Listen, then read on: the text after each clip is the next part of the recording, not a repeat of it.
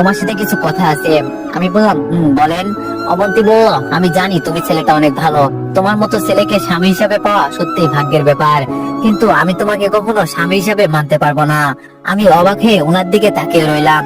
অবন্তী বলল, তুমি তো জানোই তোমার ভাইকে আমি কতটা ভালোবাসি, তোমার ভাইয়ের জায়গা আমি অন্য কাউকে জীবনেও কল্পনা করতে পারবো না। আমি চুপ।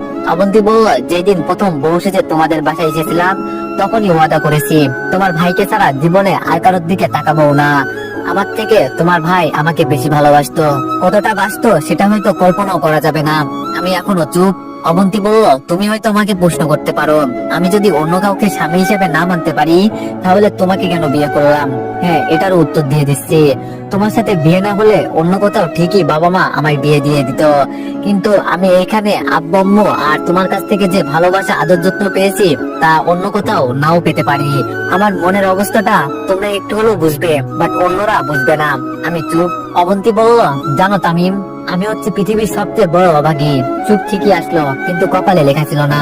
আমি তাও চুপ। অবন্তী বলল, তুমি আমাকে মাফ করে দিও, তোমার সুন্দর জীবনটা আমি নষ্ট করে দিলাম। জানো, আমার অনেক ইচ্ছা ছিল তোমার জন্য খুব সুন্দর একটা মেয়ে দেখে তারপর তোমার সাথে বিয়ে দিব, আমরা যা হিসাবে নয় বোন হিসাবে থাকতাম। এবার চিন্তা করো কত সুন্দর হতো আমাদের ফ্যামিলি। আমি এখনো চুপ। অবন্তী বলল, তুমি প্লিজ আমাকে মাফ করে দিও, আমি তোমাকে স্বামী হিসাবে মানতে পারছি না। আমি বললাম, অনেক রাত হয়েছে, ঘুমিয়ে পড়ুন। এটুকু বলেই বারান্দায় চলে গেলাম। এমন কিছু হবে আমি জীবনও কল্পনা করিনি। আমি ভাবছি অন্য কোথাও অবন্তীর বিয়ে হয়ে গেলে সে সুখে থাকবে না, সবকিছু মানিয়ে নিতে একটু সময় লাগবে। আমার সাথে বিয়ে হয়ে গেলে হয়তো অবন্তীর কোনো আফসোস থাকতো না, কিন্তু কি ভাবলাম আর কি হয়ে গেল। আসলে সবকিছু সবার কপালে লেখা থাকে না। আমার কপাল যে এত খারাপ হবে আমি কখনো ভাবিনি।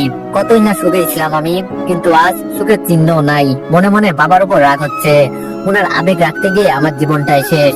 ভাইয়ার কথা খুব মনে পড়তেছে। আমি রুম থেকে বেরিয়ে গেলাম, ভাইয়ার কবরের কাছে যাব।